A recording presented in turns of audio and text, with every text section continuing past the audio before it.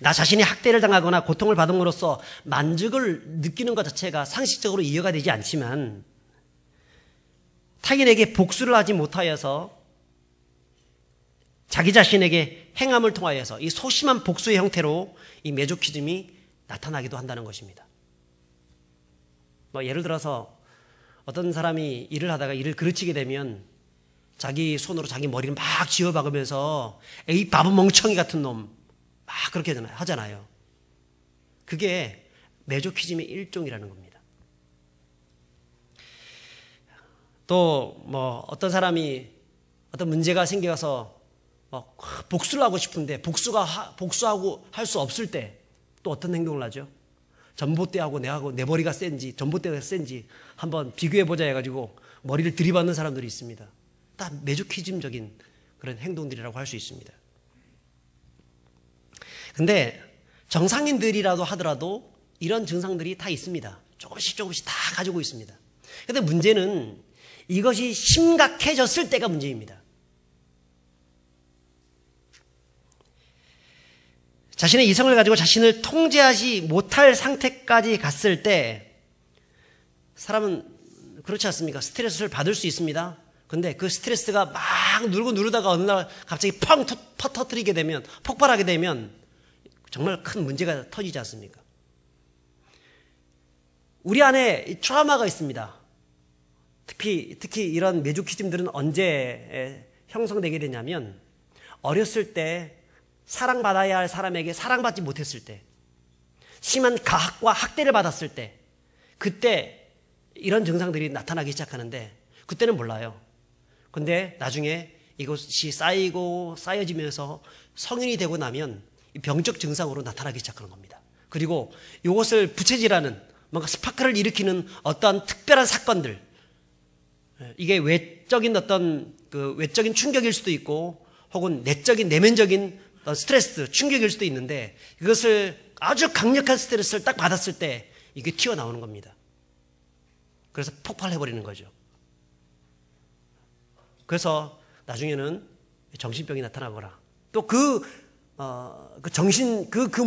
문제의 뒤에서 사탄이 틈하게 되었을 때는 귀신 들림의 현상으로 나타나기도 한다는 것입니다.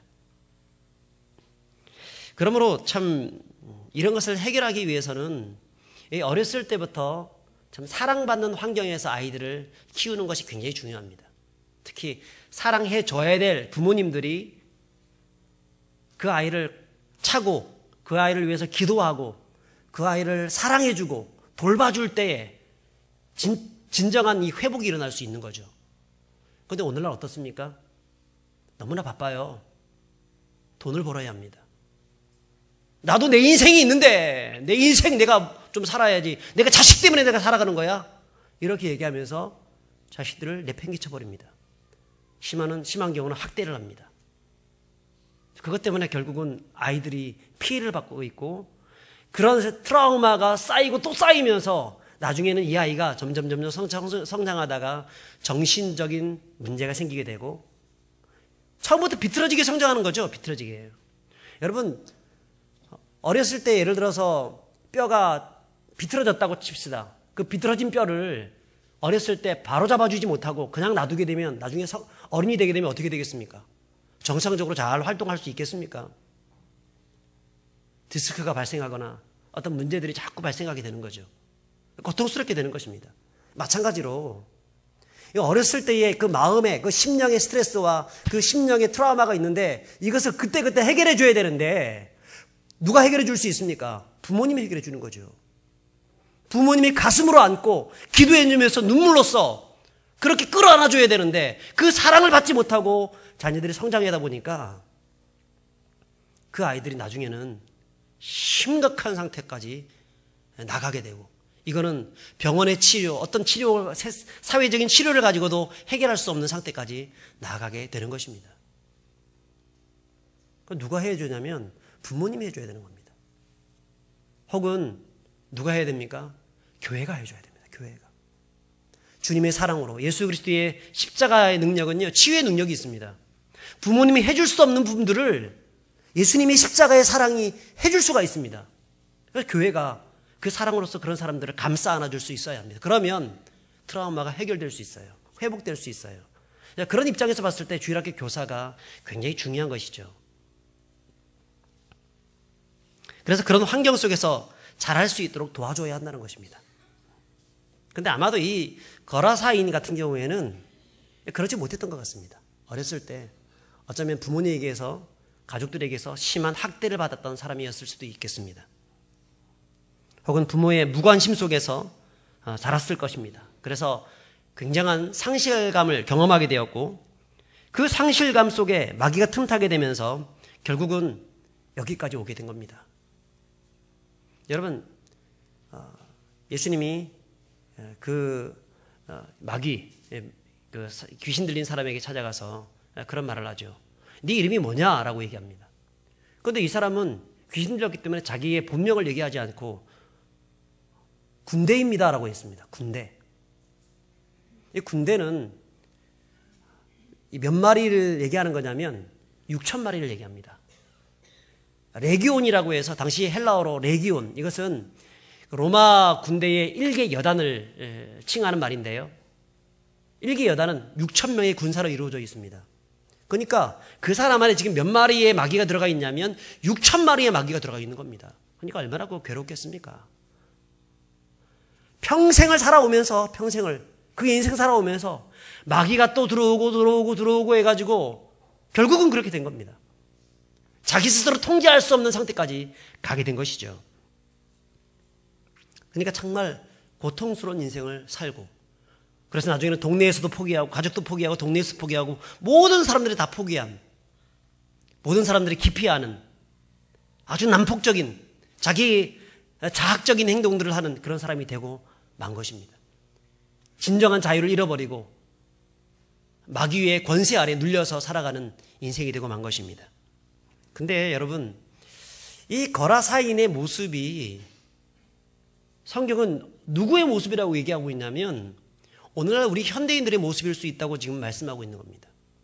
거라사인의 이 광인의 어떤 분위기를 보십시오. 자, 이 사람을 상징하는 우리가 딱 느낄 수 있는 단어가 어떤 단어들이 있을까요? 버림받음. 버림받았잖아요.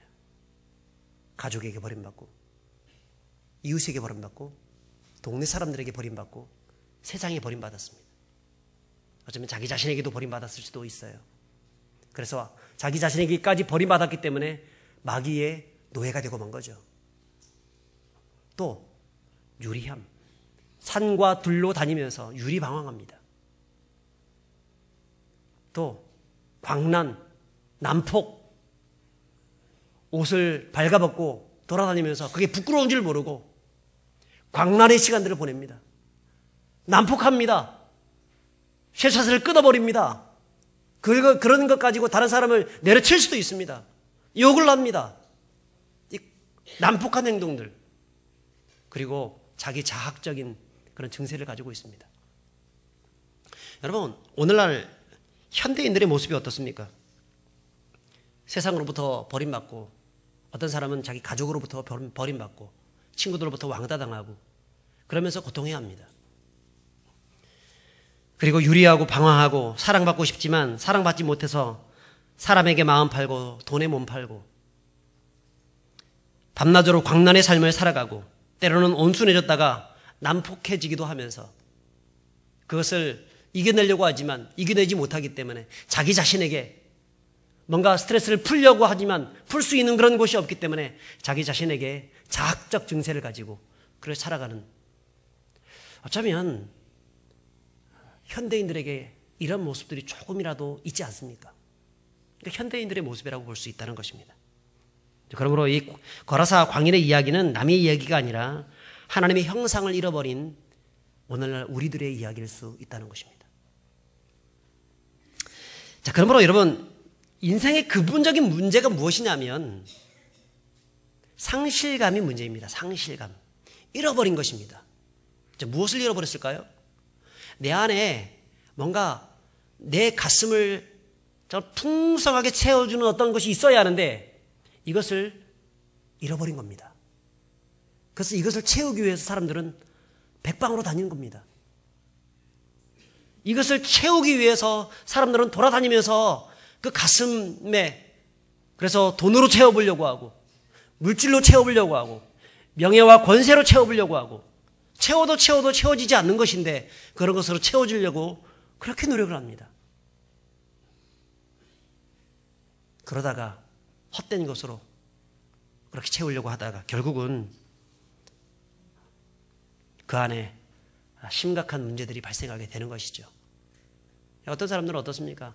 참 말 많이 하시는 분들이 있죠. 쓸데없는 말을 많이 하시는 분들이 있습니다. 무엇으로 채우려고 하는 걸까요? 말을 많이 하는 이유가 무엇 때문일까요? 그것은 사실 사랑받고 싶다는 그런 이유이기도 하고 증거이기도 하고 또한 내가 무언가 이 빈 가슴을 무언가 채우고자 하는 그런 또 하나의 욕구일 수도 있다는 것입니다. 옛날에 유행했던 말인데 백설공주라고 얘기 들어보셨습니까? 백설공주? 백방으로 설치고 다니는 공포의 주둥아리, 이게 백설공주라고 합니다. 말을 많이 해서 백방으로 돌아다니면서 막 자꾸 얘기를 하는 거예요. 그러니까 너무너무 고통스러운 겁니다, 사람들이. 그 안에 빈 가슴이 있어서 그렇습니다. 빈 가슴이 있어서. 무엇으로 채워야 되느냐 하면 그 빈 가슴을 하나님으로 채워야 하는데 하나님으로 채우지 못하기 때문에 이것을 뭔가 좀 내 가슴을 채우기 위해서 자꾸 다른 사람을 설득하고 말하고 또 말을 옮기기도 하고 여러분 그런 우리들의 모습들, 이 현대인들의 모습들 그러니까 이 현대인들의 이런 모습들을 해결할 방법이 없어요. 아무리 채워도 채워지지 않는 것입니다. 근본적으로. 왜? 그 안에 누가 떠났기 때문에 그렇습니까? 하나님이 떠났기 때문에. 죄가 그 안에 자리 잡고 있기 때문에 그런 것입니다. 그러므로 예수 그리스도께서 찾아오셔서 그의 죄의 문제를 다 해결하시고 그를 깨끗게 해주시고 그를 다시 새롭게 만들어주시는 수밖에 없는 것입니다. 예수님이 오셔서 그의 빈 가슴을 채워줘야 그의 모든 트라우마가 해결되고 평안함을 찾게 되고 회복되어지는 은혜가 있다는 것입니다. 그래서 이방인이었지만 또 이방 땅이었지만 예수님께서 바로 그 거라사 지방 유대인으로는 결코 가지 않는 그 땅으로 예수님은 가신 겁니다. 부정한 땅이었지만 그 땅으로 가신 겁니다. 그 땅에 예수님이 찾아오셨죠. 진정한 해방자로 예수님이 오신 것입니다. 자, 그러면 예수님이 거라사 광야의 땅으로 오셨을 때 자, 어떤 일이 일어납니까? 6절과 우리 7절 한번 보겠습니다. 6절 7절 같이 읽습니다. 그가 멀리서 예수를 보고 달려와 절하며 큰 소리로 부르짖어 이르되 지극히 높으신 하나님의 아들 예수여 나와 당신이 무슨 상관이 있나이까 원하건대 하나님 앞에 맹세하고 나를 괴롭히지 마옵소서 하니 광인이 지금 예수님께 달려와서 절을 하고 있습니다. 그리고 하나님의 아들 예수여 나와 당신이 무슨 상관이 있습니까? 라고 합니다. 이 공동번역을 보면 나를 간섭하지 마십시오라고 합니다. 나를 괴롭게 하지 마십시오. 왜 그렇습니까? 지금 예수님은 하나님의 아들이십니다. 하나님의 아들이 그 귀신이 있는 지배하고 있는 그 땅으로 들어온 겁니다. 다른 말로 얘기하면 하나님의 나라가 지금 세상에 임한 겁니다. 하나님의 나라가 사탄의 나라에 침투한 겁니다. 빛이 어둠 가운데 비추었습니다. 여러분 빛과 어둠이 싸우면 누가 이길까요? 100% 빛이 이깁니다. 아무리 어둠이 자욱해 있어도 빛을 딱 비치면 어둠은 순간 물러가 버립니다. 맞잖아요. 작은 빛이라도 그 빛 있는 그 빛이 영향력권에 있는 그곳만큼은 밝아지는 겁니다. 절대로 어둠은 빛을 이길 수가 없습니다. 예수님은 빛이십니다. 그 빛이 어둠 가운데 비치니까 그 어두움이 두려운 거죠. 더군다나 더러운 귀신아 그 사람에게서 나오라. 예수님께서 그 거라사인의 땅으로 작정해서 들어가신 것 같아요. 딱 들어가자마자 이 사람이 물론 있었다는 사실을 예수님 아셨을 겁니다. 이미 이 사람은 워낙 유명한 사람이었기 때문에 이 사람을 고쳐야 되겠다는 마음을 가졌습니다. 그리고 그 땅으로 건너가자마자 바로 그 사람이 얼굴이 보인 게 아니었습니다. 멀리 산에서 들에서 막 소리 지르면서 울고 웃고 히히거리고 막 그렇게 하고 있었겠죠. 자기 몸을 막 가학증세해가지고 몸을 돌로 막 찍고 막 그렇게 하고 있었겠죠.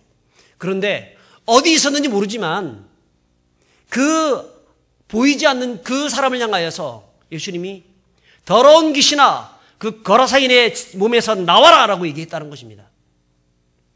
여러분 8절에 보면 이는 예수께서 이미 그에게 이르시기를 더러운 귀신아 그에게서 나오라 하셨습니다. 이미 하셨다는 얘기입니다. 그리고 난 다음에 지금 이 사건들이 벌어지는 겁니다. 그래서 멀리서 이 사람이 그 예수님을 보고 그 소리를 듣고 달려온 겁니다. 그래서 나를 괴롭게 하지 마십시오라고 얘기한 겁니다. 그런데 이 사람이 괴롭게 하지 말라는 게 아니라 그 안에 있는 누가? 귀신이 괴롭게 하지 말라고 한 겁니다. 6,000마리의 귀신이 나를 간섭하지 마십시오. 내가 두렵습니다. 내가 떨립니다. 그러면서 뭐라고 얘기합니까? 나를 여기서 떠나지 말게 해달라고. 자, 10절에 보니까 자기를 그 지방에서 내보내지 마시기를 간구하더니 라고 되어 있죠. 여러분 이 말씀은요. 이 말씀은 어디에 말씀하냐면 그 누가복음 동일한 본문을 기록하고 있는 누가복음 8장에 보게 되면 무저갱으로 들어가지 말라소서라고 기록되어 있습니다. 무저갱은 어떤 곳이냐면 밑이 없는 곳입니다. 끝이 없는 곳입니다. 계속적으로 떨어지는 곳입니다. 요한계시록에 보면 사탄 마귀를 무저갱에 가두겠다고 말씀을 하고 있거든요. 거기에 들어가지 말게 해달라고 간구하고 있습니다. 차라리 저기 보니까 2,000마리 돼지떼가 지금 뭘 먹고 있는데 차라리 돼지떼에 들어가게 해달라고 그렇게 하고 있는 것을 볼 수 있습니다. 여러분 아무리 사탄 마귀가 6,000마리나 된다 하더라도요. 예수님의 그 권세 앞에서는 꼼짝 말아입니다. 꼼짝 달싹을 못하는 겁니다. 예수님이 나타나셨다는 것 그리고 자기를 향하여서 명령하셨다는 것 때문에 이 마귀는 두려워서 벌벌 길고 있습니다. 그러므로 성도는 예수님을 믿는 성도는 세상을 두려워할 필요가 전혀 없습니다. 오히려 세상 앞에서 우리는 당당해질 수가 있습니다. 세상을 이긴 자 예수 그리스도가 우리와 함께 계시기 때문에 그렇습니다. 세상에서 너희가 환난을 당하나 담대하라. 내가 세상을 이겼느니라. 예수님이 세상을 이겼기 때문에 우리는 두려워하지 말고 겁내지 말고 자신감 있게 세상을 향하여서 나가는 우리들이 되어야 할 줄 믿습니다. 자, 이 일로 인하여서 마귀가 이 돼지떼에 들어가게 되고 돼지들은 산비탈로 내려가서 이 갈릴리 바닷가에 들어가가지고 완전 몰사하게 됩니다. 자, 그것 때문에 이 정신 나갔던 이 귀신 들렸던 이 거라사 광인이 회복되게 되어지고 또 오늘 성경을 보게 되면 전체적인 어떤 스토리가 어떻습니까? 그 이야기를 들었던 돼지의 주인들이 있습니다. 그 주인들이 찾아와가지고 예수님께 제발 우리 동네에서 나가주십시오라고 간구하고 있는 것을 볼 수 있습니다. 여러분 여기서 우리는 깨달아야 될 것이 무엇이냐면 예수님은 어떤 분인가라는 것입니다. 예수님은 사랑의 하나님이시라는 사실입니다. 2,000마리의 돼지떼 한 마리당 얼마나 될까요?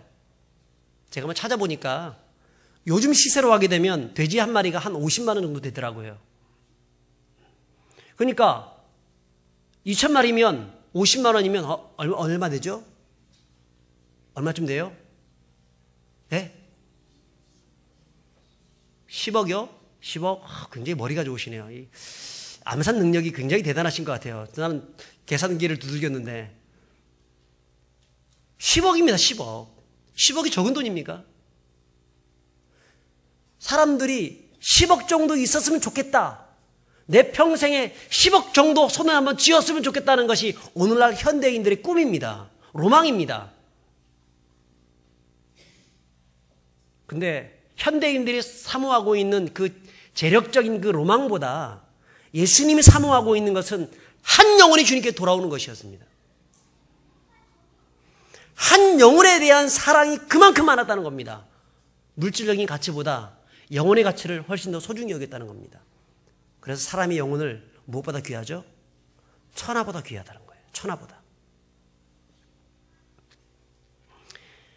주님이 생각하는 그 기준, 사람들이 생각하는 기준은 완전히 판이하게 다릅니다. 반면에 오늘 또 하나의 그 사람들이 등장하는데 돼지 주인들이 등장합니다. 돼지 주인들은 예수님을 향해서 나가라고 했습니다. 왜 그렇습니까? 물질적인 손해를 끼쳤기 때문에 당신이 있어가지고 우리가 괜히 이렇게 힘들 필요가 있느냐? 나가라!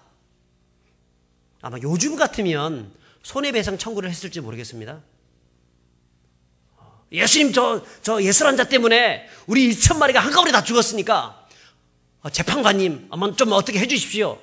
근데 재판장이 얘기를 하겠죠.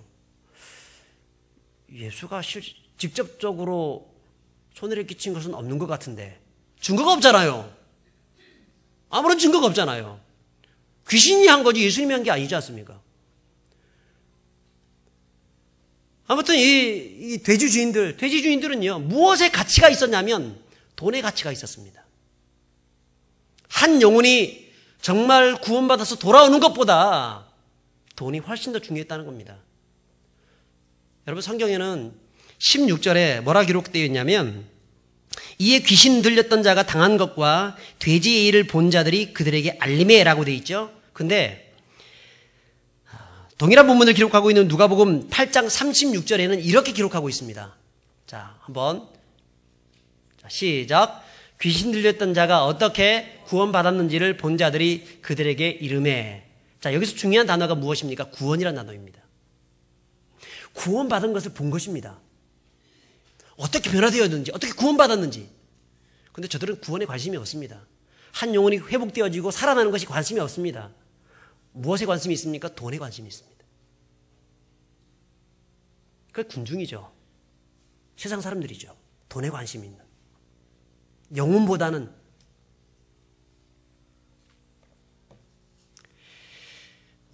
여러분, 성도는요, 어떤 사람들이 되어야 합니까?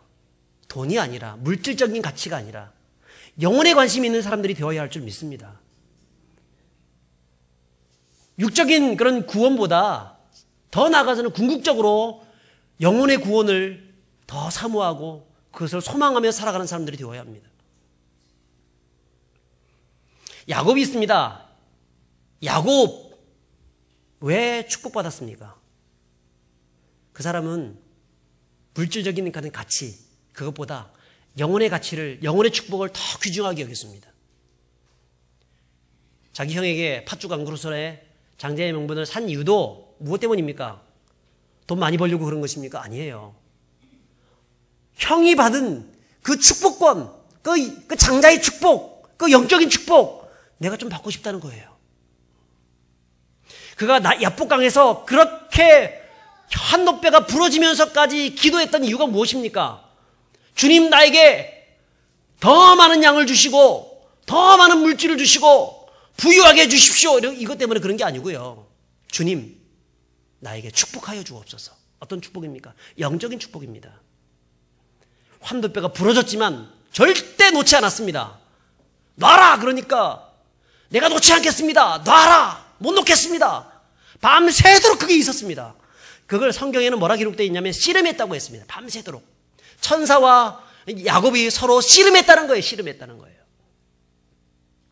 그리고 결국은 이 야곱이 이겼습니다. 그래서 그의 이름을 야곱이라 하지 말고 이제는 이스라엘이라 하라.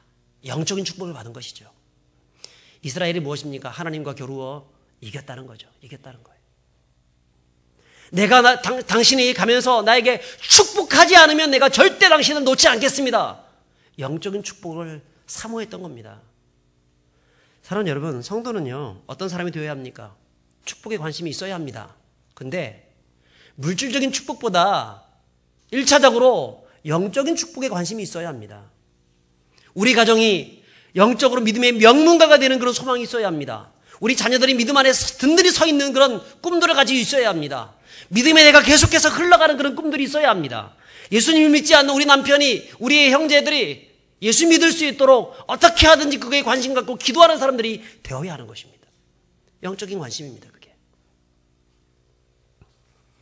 주님은 그런 사람들을 귀중히 여기십니다. 그게 잘하는 것입니다.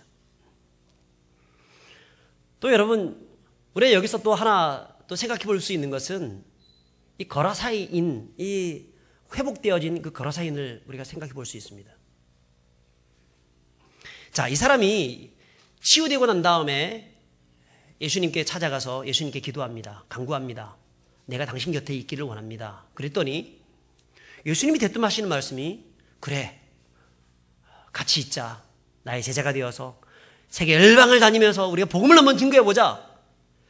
저 같으면 그렇게 했을 것 같습니다만 예수님은 그렇게 하지 않습니다. 오늘 성경에 뭐라 말씀하죠? 자, 우리 19절 한번 읽어봤으면 좋겠습니다. 시작. 허락하지 아니하시고 그에게 이르시되 집으로 돌아가 주께서 내게 어떻게 큰 일을 행하사 너를 불쌍히 여기신 것을 내 가족에게 알리라 하시니. 예, 내 가족에게 돌아가서 가족에게 알려라. 두 가지를 추정해 볼 수 있습니다. 자, 어렸을 때의 이 가족에게서부터 이 사람은 아마 큰 학대와 시련과 어려움들을 당했을 것입니다. 자, 그렇다고 볼 때 저놈 좀 낚아서 좀 바깥에 나가가지고 죽어버렸으면 좋겠다, 이런 마음을 가졌을 수도 있겠죠. 그런데 치유되어진 것을 보여주면서 정말 예수님의 능력이 얼마나 위대한 것인지를 자녀들에게 보여줘라, 그런 자기 그 가족들에게 보여줘라, 그런 뜻일 수도 있고, 혹 그런 추정이 안 되고 그냥 따뜻하게 잘 보살폈는데 이 아들이 나중에는 뭐 잘못돼가지고 귀신 들려가지고 바깥에 나가졌을 때 그 부모님이, 그 형제들이 얼마나 가슴이 아프겠습니까? 너무너무 가슴이 아파서 막 힘겨워하고 있는데 이제 예수님으로 말미암아서 치유되어진 그 아들, 그 가장, 그 동생이 찾아오니까 어떤 마음이 들겠어요? 너무너무 고마운 거죠. 예수님이 고마운 거예요. 그래서 이렇게 생각해도 고맙고 저렇게 생각해도 고마운 것입니다. 그 너에게 행하신 그 예수님의 그 일들을 그런 가정, 지금도 상처와 아픔 때문에 너 때문에 지금 힘들어하는 그런 가정들에게 찾아가서 그들에게 알려줘라. 그리고 너도 그들의 그 마음을 치유해 주는 사람이 되어야 한다는 것입니다. 그리고 실제로 가게 되었습니다. 그 예수님의 그 말씀을 듣고 가족들에게 들어가게 되었고요. 또 이 거라사인은 어떻게 했습니까? 20절에 보면 이렇게 말씀합니다. 20절 같이 읽습니다. 그가 가서 예수께서 자기에게 어떻게 큰 일을 행하셨는지를 데가볼리에게 전파하니 모든 사람이 놀랍게 여기더라. 데가볼리, 그러니까 지역입니다. 큰 동네를 말합니다. 이미 이 사람은 유명한 사람이었습니다. 미친 사람으로 유명하고 귀신 들린 사람으로 유명한 사람입니다. 아무도 이 사람에게 접근하지 않는 그런 사람입니다. 제가 좀 전에 얘기했던, 제가 어렸을 때 봤던 크레이지 우먼 있죠? 예, 그분 우리 동네에서 진짜 유명 인사입니다. 유명 인사예요. 모르는 사람이 아무도 없어요. 삼척동자도 다 알고 있습니다. 저의 이름은 몰라도요, 그분은 어떤 사람인지 다 알고 있습니다. 모든 사람들이. 악명 높은 사람입니다. 모든 사람들이 알고 있는. 그러니까 이 사람이 정상인으로 그냥 걸어만 다녀도요, 이거는 복음입니다. 복음. 말을 하지 않아도 걸어만 다니고 그러면 사람들 궁금하잖아요. 와, 도대체 저 사람 분명 유명한, 정말 유명한 그 귀신 들린 사람인데 어떻게 저렇게 멀쩡하게 걸어 다니고 있지? 야, 예수란 사람이 저기 가가지고 한마디 던졌더니 이 군대 귀신 6,000마리가 나가가지고 죽고 저렇게 정상이 되었다더라. 와, 예수님 대단하시네. 그 사람들이 놀랍게 여기더라. 놀랍게 여기더라. 사랑 여러분, 예수 믿는 사람들이 예수 믿는 그 모습으로 걸어만 다녀도요, 굳이 돌아다니면서 예수 믿으세요, 예수 믿으세요 하면 좋겠지만 그렇지 않는다 하더라도 예수 그리스도의 얼굴을 풍기면서 걸어만 다니더라도요, 사람들은 깜짝 놀라는 겁니다. 저 사람은 분명 옛날에는 포악자였고 악한 자였고 사기꾼이었고 그런 사람이었는데 어떻게 저렇게 달라질 수 있을까? 여러분, 성도는 하나님의 은혜를 받은 사람들입니다. 그래서 주님께서 우리에게 말씀합니다. 너의 가족들에게 가서 상처받은 가족들, 아파하는 가족들, 고통당하는 그 이웃들을 치유해주고 돌아봐주고 그리스도를 전파하는 사람들이 되어야 한다라고 말씀합니다. 그리고 어디에 가든지 무엇을 하든지 그리스도를 증거하여서 많은 사람들을 주님께로 돌아오게 하는 그런 복된 하나님 나라의 백성들이 되어야 한다고 말씀하는 것입니다. 여러분, 우리는 어떤 사람입니까? 원래 어떤 사람이었습니까? 원래 우리는 자유가 없는 사람이었습니다. 죄와 사망의 권세 아래서 거하면서 죽어야 하는 존재들이었습니다. 그런데 예수님께서는 당신이 십자가에 못 박혀 죽으심을 통하여서 우리를 대신해서 죽으심을 통해서 우리에게 진정한 자유를 주셨죠. 그러므로 그 자유함을 누리는 사람이 되어야 하고 또한 그 자유함의 복음을 증거하는 사람들이 되어야 하는 것입니다. 제가 한 분만 소개하고 말씀을 마치려고 합니다. 보지도 듣지도 말하지도 못하고 삼중고를 겪었던 장애인입니다. 세계에서 가장 영향력 있는 여성이었습니다. 하버드 대학을 졸업하고 박사학위를 받은 후에 전 세계 1,500만 맹아인들을 위해서 복지 사업을 일으켰던, 한평생 그들을 위해서 바쳤던 사람입니다. 누구죠? 헬렌 켈러죠. 헬렌 켈러가 자신의 모든 인생의 사명을 다 끝내고 천국 가기 직전에 이런 말을 남겼습니다. 내가 배운 것 중에 최대의 소유도둑은 하나님을 알게 된 것입니다. 하나님은 나에게 자유를 주셨습니다. 인간은 하나님의 사랑을 받아들일 때까지 무엇인가의 노예로 머물러 있습니다. 오직 주님이 우리에게 참된 자유를 주셨습니다. 여러분, 진정한 자유는 어디에서부터 온 거냐면 돈이 아닙니다. 물질이 아닙니다. 세상 권세가 아닙니다. 우리들이 정말 사랑하고 가지고 싶어하는 어떤 것이 아닙니다. 하나님입니다. 예수 그리스도입니다. 여러분, 예수 그리스도가 우리의 몸과 영혼에 자유케 하시는 분이신 것을 믿으시기 바랍니다.